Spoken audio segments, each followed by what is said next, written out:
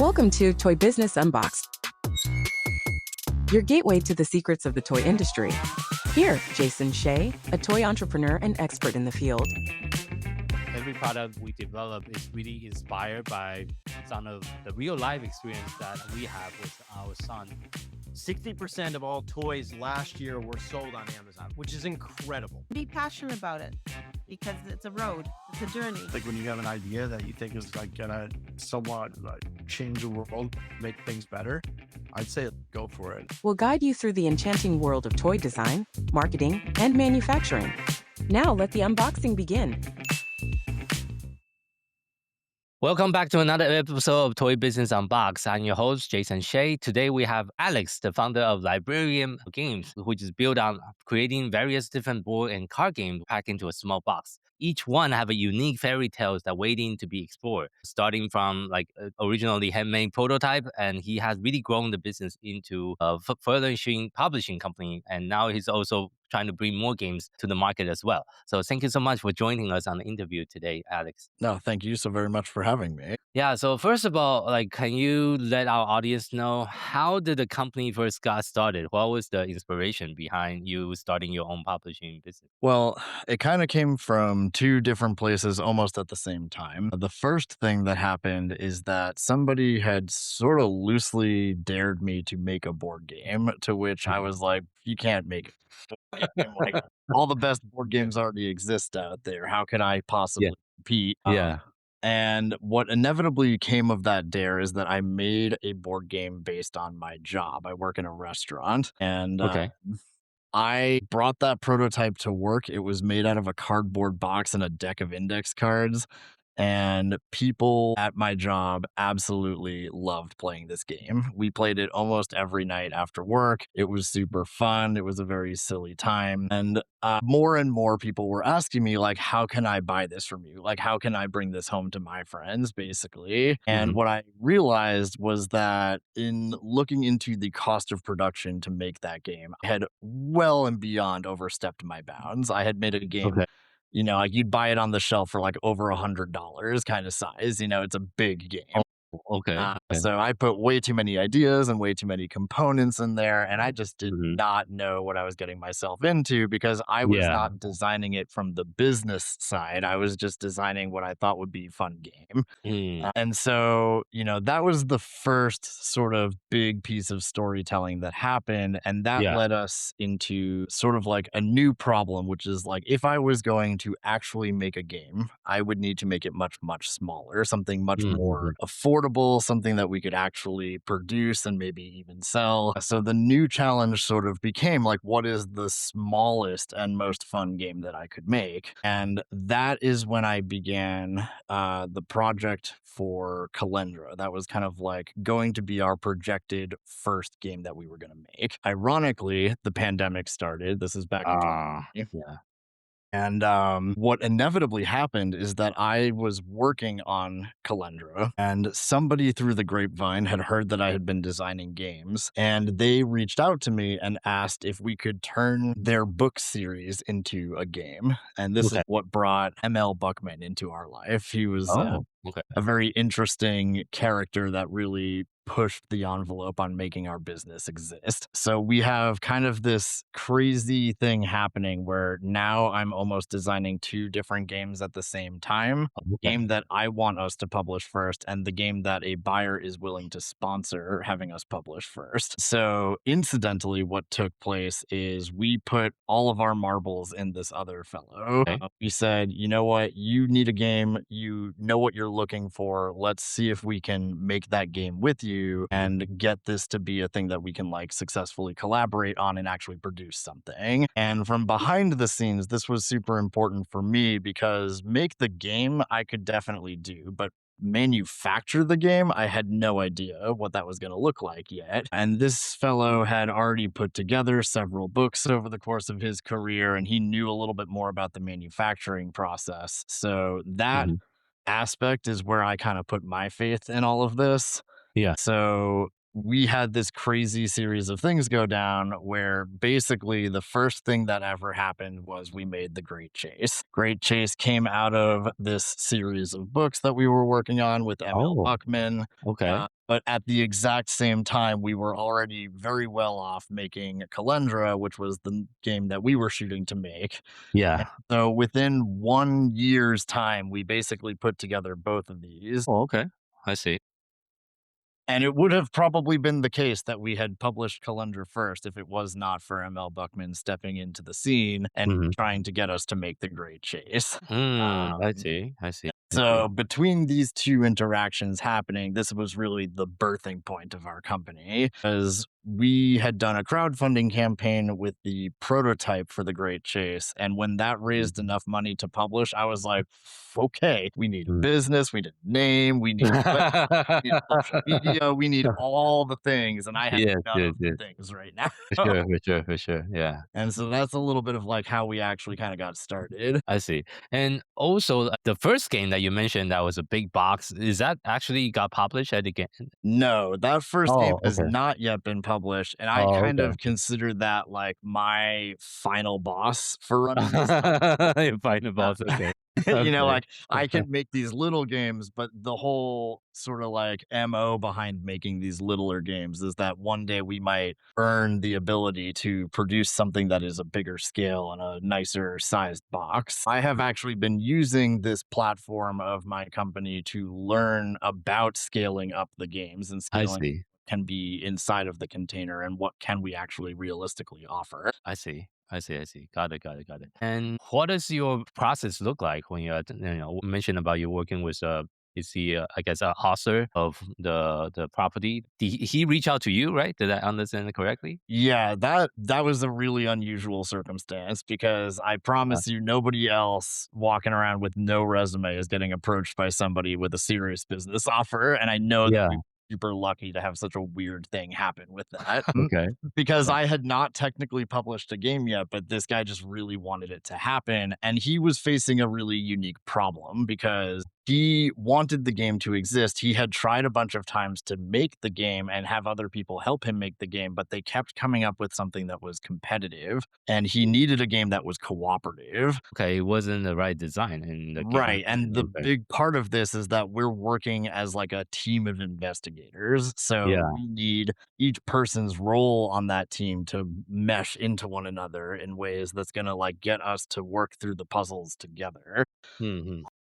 Yeah. And every time that he had tried to do this, it was just not working out. It was not coming together. Now, ironically, the other crazy part about this is that we designed the Great Chase during total shutdown. So I was Mhm. completely alone. I was incapable of spending that much time with the people who I know and doing. And Okay. so I literally designed the game in isolation, and that's what makes it such a good cooperative game because I built it to be a really good solo game that you can Oh, okay. diversify what the roles are gonna be when you get to have other people at the table. Mm-hmm. I see. I see. What are some of the biggest lesson that you have learned so far? Like taking that games from the idea to actually in people's hand. Yeah, well, when it came to that project, one of the hardest things was collaborating with another artist, like Mm. really Okay. just getting to be on the same wavelength as somebody else when you're trying to produce something is Yeah. a never-ending battle. Like there's so Mhm. many different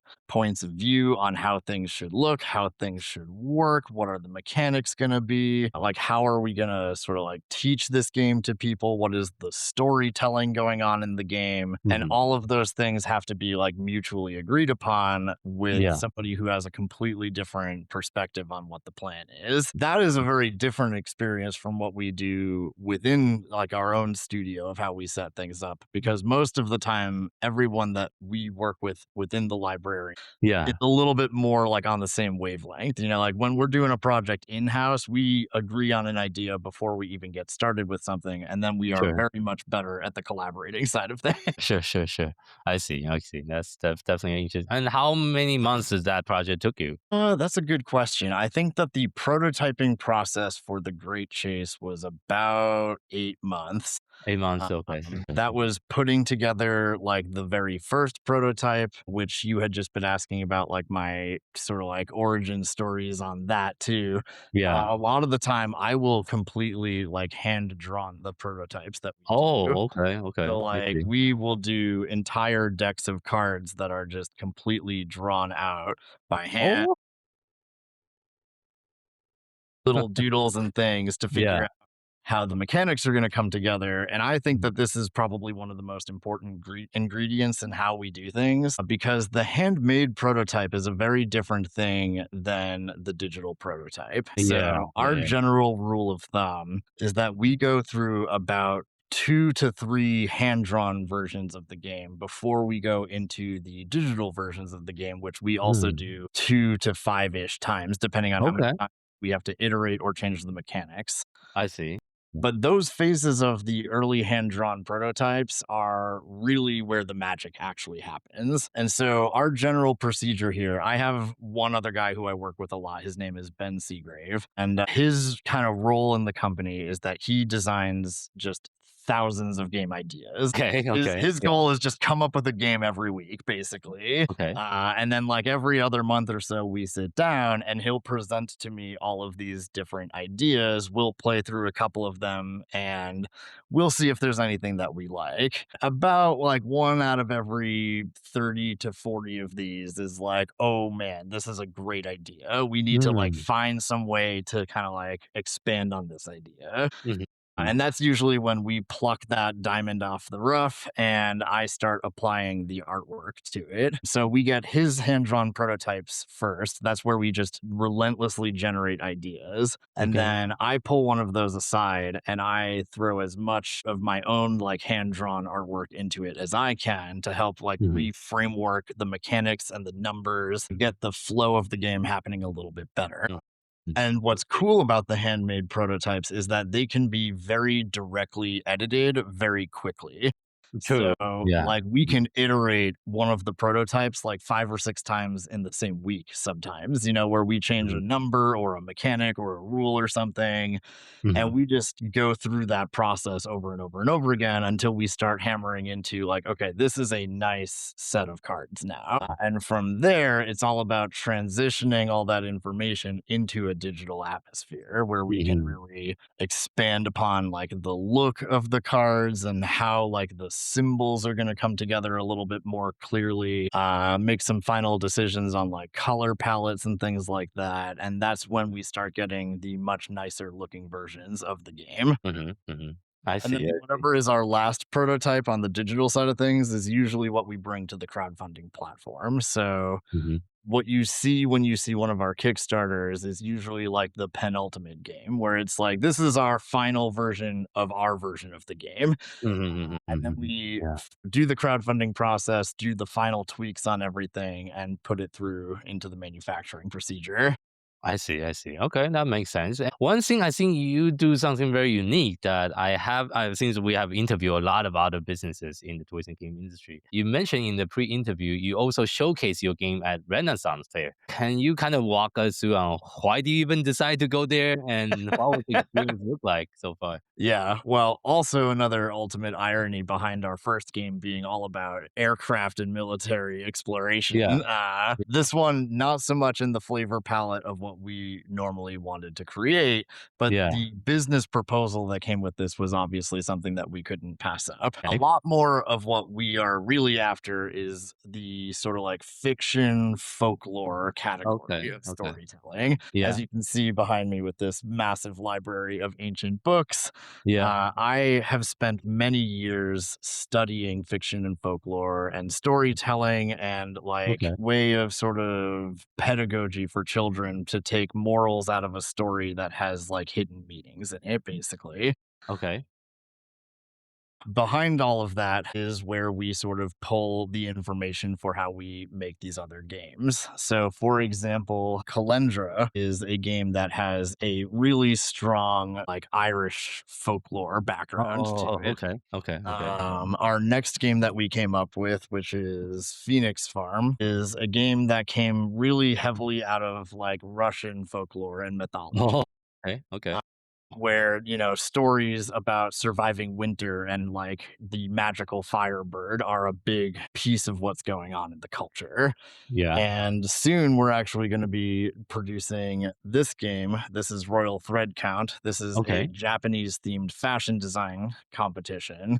Okay. And this one is heavily based on the storytelling of like Kaguyahime, which is Mhm. a Japanese princess who is like adorned in many different silks and all of these different storytelling things about that. Okay. So there's this big background of like pulling real mythology out of old stories and trying to bring them to a new light. And Okay. ironically, in the kind of like we're done with Calendra's production side of things, I was spending a lot of time trying to figure out like where could we bring this that it would really feel like it's at home.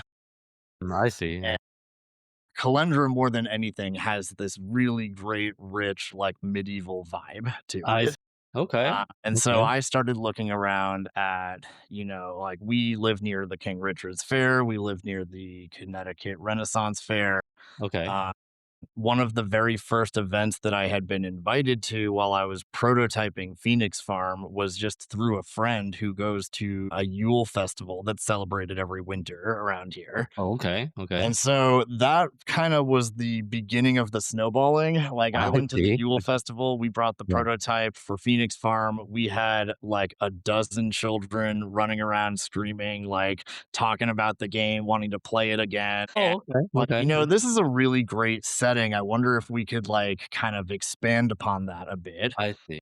And we ended up throwing our application at the Connecticut Renaissance Fair, Mm. and they accepted us, I think, as kind of like a last minute proposal. Like,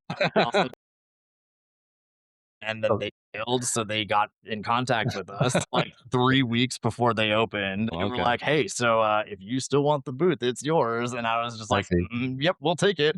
Yeah. So Are you the only game company at the entire fair? Just wondering. Is there any other so game company we there? definitely showed up as the only like tabletop game company. Oh, okay. Okay. There are other games at the fair, like the archery and Oh, that kind. Okay. the The big old timey event. things Yeah. like Yeah. that. But there is nothing even remotely like what we are bringing to the fair. I see.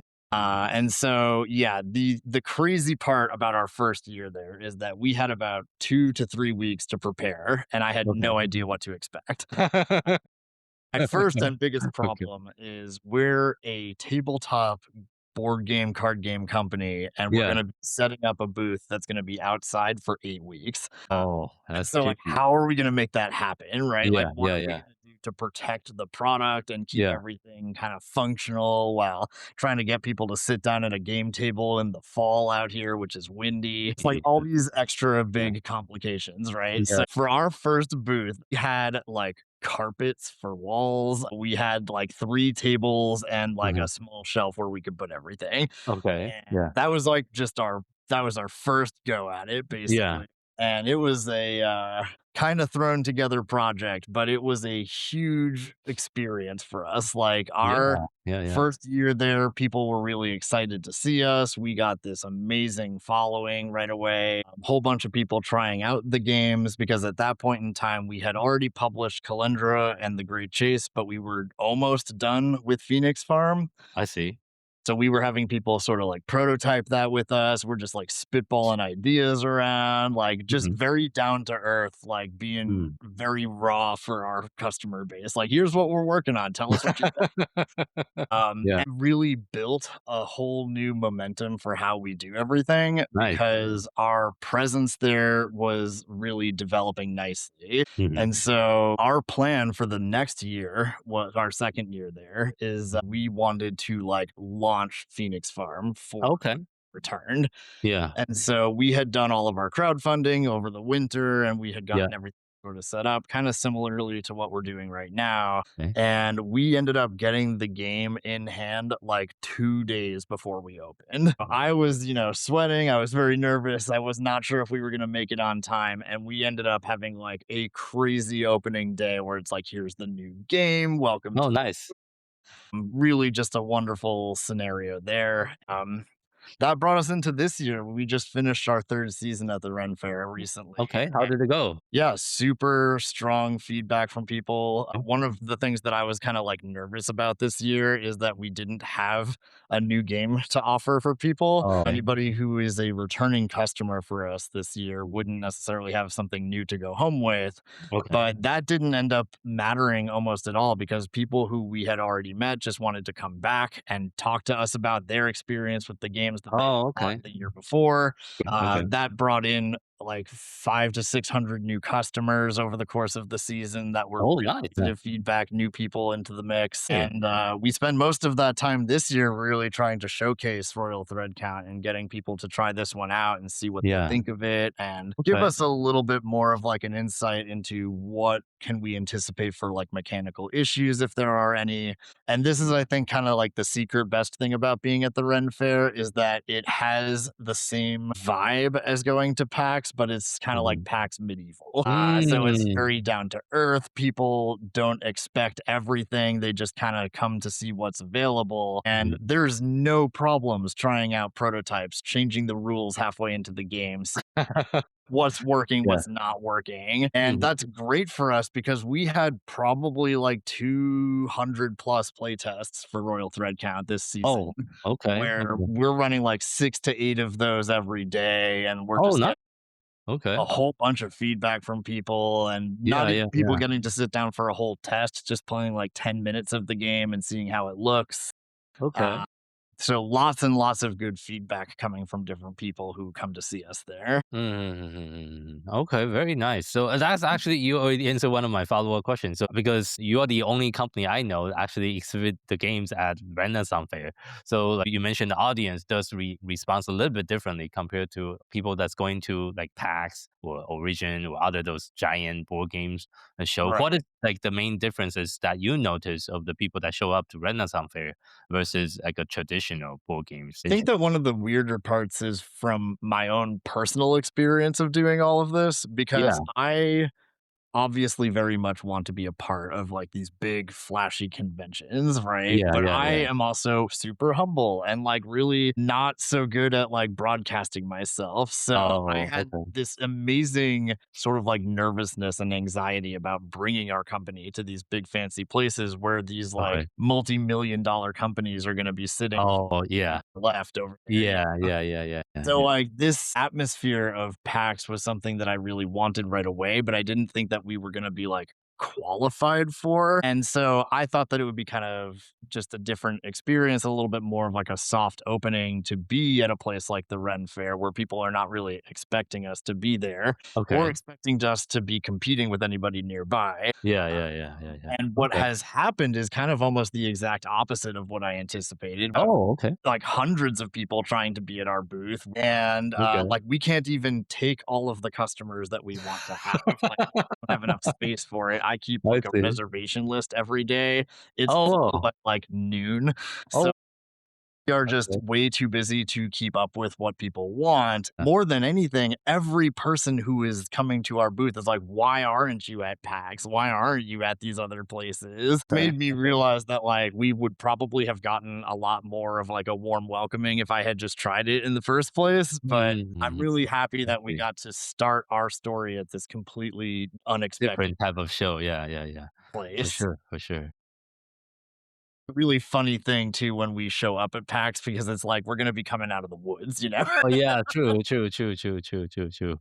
Yeah, but I think you have a very strong like story around the brand, the theme that you have. So I want to kind of go into one of your game. Maybe you have like a demo or like a copy. Can you also explain for those people that haven't heard of your games, like how is it being played, like some of the basic gameplay, so people will know what to expect? Yeah, sure. I mean, I would more or less highlight like what I consider to be the Librarium trilogy. These Oh, okay. are Yeah. three kind of original titles that we have put together. Okay. Calendra is the very first one that we did. This Yeah. is 2 to 4 player competitive Celtic card game. In this game, each of us represents one of the 4 seasons. So Okay. there is a spring, summer, autumn, and winter player when you're playing a 4-player setup. Okay. But this can be 2 or 3 player as well. We just pull different colors out of the game when we play. I see. Okay. Now, the gameplay of this one is particularly vicious and interesting. This is a super deception heavy game. Okay. Where kind of the way that this works is almost like a deck builder in reverse. Okay. But normally in a deck builder, there's kind of like 2 big things that are not going to show up in this game. The Okay. first is collecting cards. This Mhm. game contains all the cards that you're going to need. It's a very self-contained, like there will never be more cards. The other big thing about a deck builder is that you normally prepare a deck and then come to game night and then we duke it out. Yeah. That is very different from what's going on in here because we start you off with a deck of completely random cards, and you're going to use that deck to steal the cards of your season back from your opponents while we. Okay. So your main mechanic in the gameplay is to build the deck by stealing it back from your opponent. Okay. Okay. And Okay. whoever Okay. can form a winning hand using only the cards of their season takes the game. I see. It's a little bit like poker. It's a little bit like chess, where we're playing very quick 2 to 5 minute hands, Okay. where only a flush can win the game. Okay. Okay. It's a Okay. very Got it. interesting game on the Yeah. 4-player scenario because there's almost like too much going on for you to be able to keep up with who has what. The Yeah. 1v1 of Calendra is one of my all-time favorite things that we have Oh, okay. produced, and it is the playtest that I offer the most while I'm at the Ren Fair because I can run that demo in about 20 minutes. And that is where the chess side of this really comes in because rather than randomizing the decks, we give each other our opponent's deck, Oh, basically. okay. Okay. So if I am autumn and you are winter, Yeah. you are going to start with a completely orange autumn deck, and I'm going to start with a completely blue winter deck. Oh. You need to steal my deck away from me before I can steal your deck away from you. And it's a really crazy push and pull on who's going to get away with that first. Interesting. Okay. Okay. Got it. So Explain that's a more. quick talk on Calendra. Phoenix Farm is the next game that we did. This is a 2 to 6 player game of competitive nurturing. Mhm. So in this game, like a fairy tale of old, you are gifted a box of ashes and a broom and told to turn this into a wealth of gold. Okay. So how this is going to work is like day in and day out, you will use your broom to sweep the ashes until you find yourself a magic egg. Oh, And then okay. you are going to need a new tool because the broom is not going to cut it for hatching this egg. Yeah. You will Okay. walk all the way down the mountain to visit the local merchant and purchase new tools to take care of your bird. Okay. In this case, we're going to need a kiln to hatch a phoenix egg because it needs to get really, really hot. So we buy a kiln, we come all the way back up the mountain and set it up. And on our next turn, when we are rolling the dice, we are using the kiln to try and hatch the egg. As this goes, you will be going through the transitions of, I think, 6 different phases of the bird from ash to egg to chick to fledgling to adult to elder phoenix, Mhm. at which point it will poof back into ashes and you start all over again. Because as a Mhm. phoenix farmer, you only need 1 bird to make a living. I see. Now, as this goes through the process of transforming into an older bird, it will shed more and more of its magical feathers, which are extremely valuable. Okay. So we can Okay. exchange the feathers on any given turn down at the marketplace to Yeah. buy more of the tools, upgrades to our little farmstead, and then eventually pieces of gold coin. There are 21 metal coins in this box, and Okay. when the last coin has sold, the game is over. This Oh. is not a game of get rich quick. This is, as I said earlier, a game of competitive nurturing. Yeah. So you earn victory points for every gold you purchase and equally valuable victory points for each time your phoenix was reincarnated along the way. Oh, okay. The most Okay. profitable and nurturing phoenix farmer is the victor at the end of the story. I see. I see. I see. I see. So that's kind of like the quick storytelling on that one. And then next up, we are producing Royal Thread Count. This is Yeah. going to be a 2 to 5 player Japanese themed fashion design competition. Fashion design. Okay. So in this game, we are approached by the Empress of Japan, and she says that she wants the finest kimono in all the land. Okay.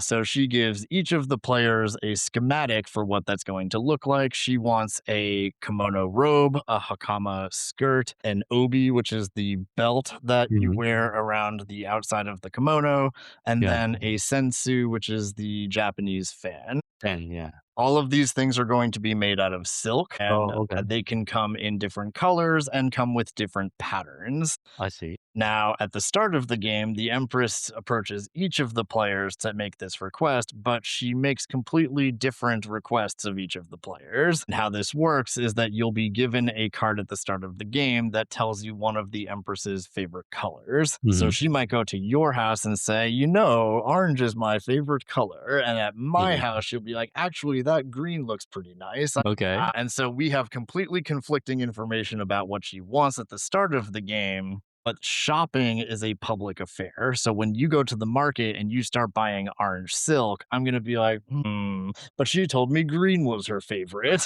I don't know if You you're don't buying know. to impress Yeah. her or buying to lie to me, me Ah, off the path of what she actually wants. I see. I Now, see. in this game, we have 10 turns to collect resources where we will be gathering silk and dye to Okay. exchange for different cards. And the Okay. most unique thing about what's going on with Royal Thread Count is that we have transparent cards that we use on top of each other to make the Oh, thing. So the nice. back card is going to be the color, and then we Yeah, get the pattern, and then we get the shape. I And see. those three things make one complete piece of clothing, but you Mhm. only have 10 turns to get all 12 resources together. Okay. And so Okay. you have to be a little bit strategic about Mhm. Yeah. when you're going to shop, what you're going to buy, Mm. and how much of your resources you're going to sort of Use. Okay. invest in those things. Because if you get to the last turn and you can no longer afford to buy the things that you need, you're coming to the Empress with an incomplete outfit, and Yeah. your odds of victory are going to dwindle quite significantly. Yeah. Yeah. And Yeah. so it's kind of like a game of Clue at the end where Mm. we then present the Empress all of our outfits and then we pull out of that sleeve that she has been living in and reveal all the favorite colors and a secret favorite pattern that she has been Oh, all of us the whole rest of the game. okay. That's how we assign all the rest of the big points. So it's a I really see. interesting game. It's super Yeah. quick. It's like 30 to 45 minutes to play Oh, around. okay. Okay. And the mechanisms therein for or earning all of those different resources are super cool and really kind of Mm. unique and interesting. I see. I see. I see. Yeah, that's really cool. Yeah, that's a very interesting, it's a very different type of game for sure. See, And I sounds don't like actually have one like right on me right now, but one of the most interesting things about Royal Thread Count is that we wanted to add a custom plastic component to this game. This was for us. Okay. So we had never really done something like that before. And this is kind of like going back to that origin story. Like I'm trying to use this company to figure out how to like add more crazy things into the box. Yeah. Yeah. Yeah. So this was definitely one of those crazy things. So we Mhm. wanted to add a D4 into this game. Oh, okay. Does not calculate for number. Instead, it calculates for color. Mhm. So it is a D4 that has like a blue tip, a red tip, a yellow tip, and a white tip. And every time you roll that, it pays out a color to you. Mm. Now, this was a crazy thing for us because manufacturing that part overseas was going to make the budget of the game unattainable. So what we decided to do instead is I actually made the part myself. Oh, whoa. Really? Yeah. Okay. And we Huh. printed about 2,000 of the dice Yeah. and we got those ready for publication over the spring. I And see. about 3 weeks ago, I sent those to Hong Kong because in a couple weeks, we're going to be going through the final manufacturing procedure for getting this game Oh, set up for launch. I see. Okay. So Okay. one of the parts in this game is handmade. We had to like put it together. Out of the way, you made It it too was much? more just the machining cost. No, the I machine was part. gonna get this dice made. Our like low high on the quote estimates was somewhere around like $6,000 to $10,000 Okay. just for it was like $3,000 to $5,000 to make the mold, and then it was like a whole Oh. nother thing to get like the parts themselves made. We were getting like price per unit about like $2 for Oh, that's which really was high like for a dice. really Yeah. severe. Yeah. And it's That's mostly really high. because of the construction of this thing, because it's gonna be made with 5 different colors and no numbers. Oh, And okay, so okay. if it's gonna be resin molded, then it needs to have like 5 separate parts made that are then glued together. Or if it's going Yeah. to be like machine molded, then it's gonna have to Mm. be like made in phase where the different colors are added in at different times. And every different proposal that we kind of sought out to make this thing was coming back like six, seven, eight, nine, $10,000. And the craziest part about this is Bamboo Lab makes this 3D printer that Mhm. you can attach AMS machines to, which are automatic material switching devices. I see. So the cost of the printer was like 1,500 plus the 2 AMS machines that we would need to print in 5 colors. And Mhm. so all around it was about like 1,800 to 2,000-ish dollars to buy the setup of the printer. Oh, And it was like okay. $100 of PLA to make 2,000 dice. Yeah, it's pretty It pricey. took some manual labor on our end, but honestly, like I used one machine to make the 2,000 dice that we were gonna need in 1 month. So Oh, like okay. Okay, it okay. was So you work not, out? honestly. Yeah. And if I was to try and like scale up the game, if we were gonna try and do a much bigger production, I think that maybe 5 machines could make 10,000 dice in a week.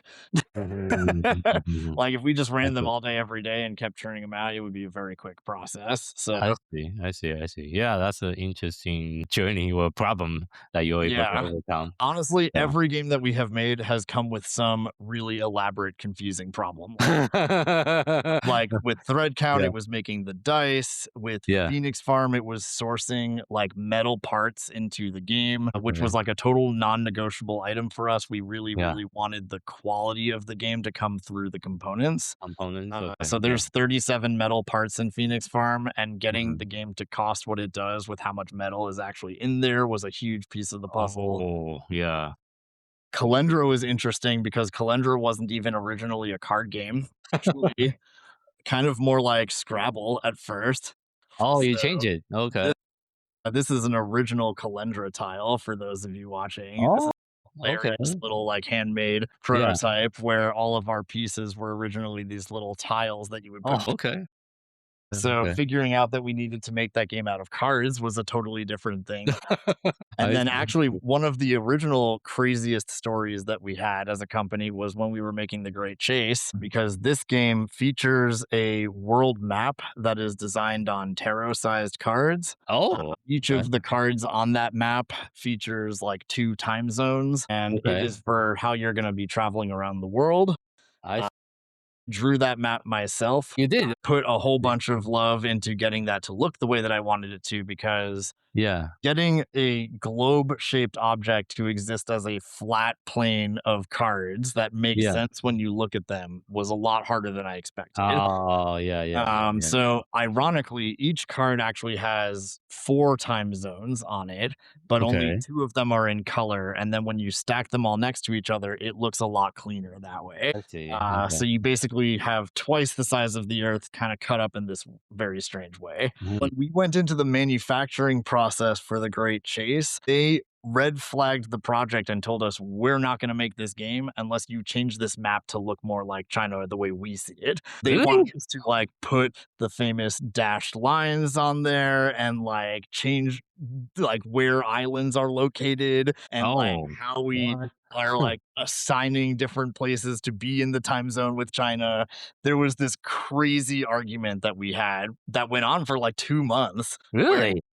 we're On not gonna that? make this game. We're not gonna make this game unless you let us change this map. And I was like, no, no, no. I will make the changes you want, but we need to like find a way to negotiate on this. Yeah, why are they being so picky about that? Man, it was Yeah, so unexpected. And I was yeah. like, this is our first game, and I'm already in like an international conspiracy theory. I'm freaking out. I'm like, are they gonna Uh, come for me? I don't know what's so like there was this uh, huge thing that was going on where we were I really see. struggling to actually get the game made. And Mm. then of course, ironically, the funniest thing about this is that when we finally got through all the negotiating with them and we changed the map all the ways that they wanted us to, we actually made like this little promo dossier that was like a tiny white white folder that you could open up and get the original map tiles. Yeah. So you could have like the one that we were forced to make and the one that we wanted to make in your same kit. Okay. Is kind of framed as a internal military conspiracy within the gameplay, which was hysterical. Okay. That's a very cool story. Thank you so much for sharing that.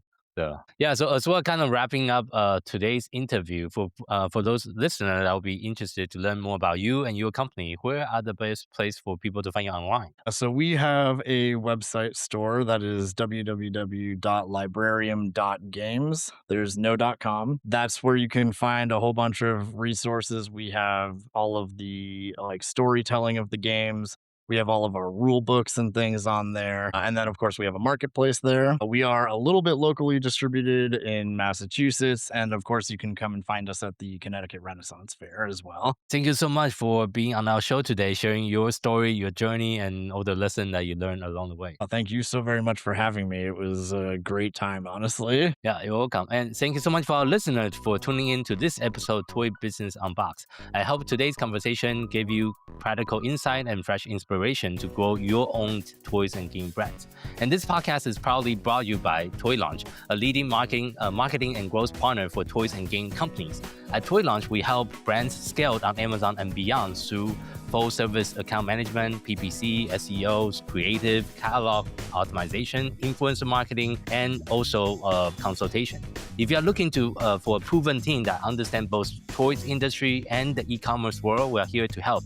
If you'd like a personal breakdown of your brand, your opportunity, and your best next step, you can schedule a free consultation session with us. Just visit toy-launch.com/schedule. And if you want to connect with other toys and game founders, feel free to join our free community, Toys and Game Launchpad that we recently launched. You can find that at toy-launch.com/group. And until next time, keep innovating, keep creating, and keep bringing joys to toys. This is Jason Shea signing off on the Toy Business Unboxed podcast. We'll see you in the next episode. Thank you so much, everyone.